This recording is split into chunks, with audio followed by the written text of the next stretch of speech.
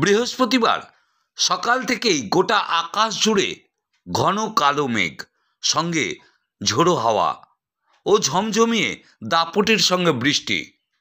আর এই অল্প সময়ের ঝোড়ো হাওয়ার দাপটে হুগলির ধনিয়াখালী ব্লকের তারকেশ্বর বিধানসভার পাড়াম্বুয়া সাহাবাজার পঞ্চায়েতের পাড়াম্বুয়া দেগুনা গ্রামের বেশ কয়েকটি মাটির বাড়ির ছাউনি উড়ে যায়।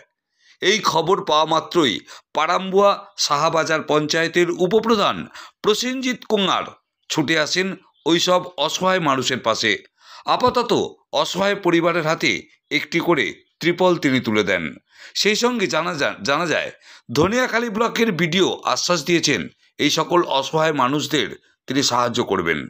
ধনিয়াখালী থেকে নিজস্ব সংবাদদাতা রিপোর্ট, নিউজ 7 সকাল লাইভ।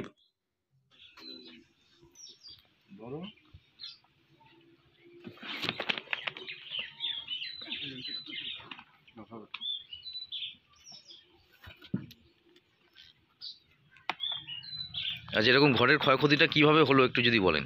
একটু কালো মেঘ আসে, মেঘ আসার পর বিশাল ঝড়, তারপরে ঝড় হতে হতেই শিল হতে উড়িয়ে নিয়ে চলে যায়।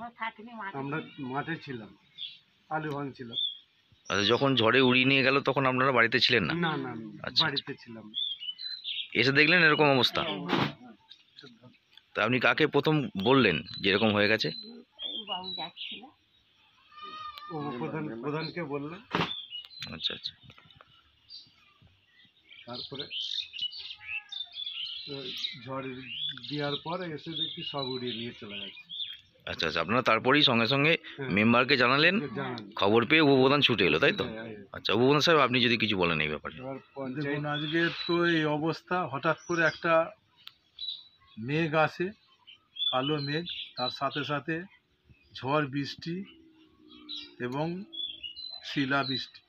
সেই ঝড়টা এমনভাবে কয়েকটা বাড়ির উপর দিয়ে বয়ে যায়, সেখানে তাদের মাটির ঘর, অ্যাডবেস্টার ছাউনি, একদম অ্যাডবেস্টার উড়িয়ে নিয়ে চলে গেছে। আপনারা দেখতেই পাচ্ছেন যে এখানে পুরো লেপ কেতা কম্বল পুরো তাদের সব ভিজে গেছে। খাবার দাবারের অবস্থা খুবই খারাপ।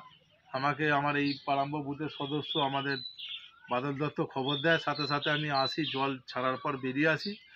এসে আমি সঙ্গে করে তিরপলও কিছু নিয়ে বেরিয়েছি এবং সেই পরিবারগুলোর পাশে দাঁড়িয়ে তাদের হাতে প্রাথমিকভাবে তিরপল দিয়ে যাতে রাতটা যাপন করতে পারে, রাত্রি নিবাস করতে পারে, তার জন্য আমি সব তিরপল দিয়ে তাদের পাশে দাঁড়িয়েছি। আমারই যে ঘর ভেঙেছে তার জন্য পঞ্চায়েতকে আমি ধন্যবাদ জানাচ্ছি, সদস্য